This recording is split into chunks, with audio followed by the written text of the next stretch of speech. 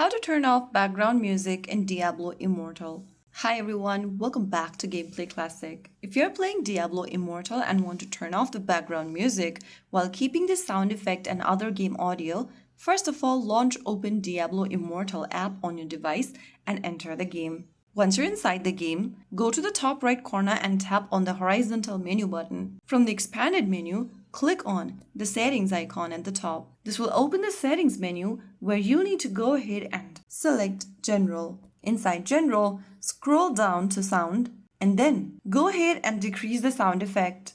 Find the music option and then simply drag it towards the left to turn it off.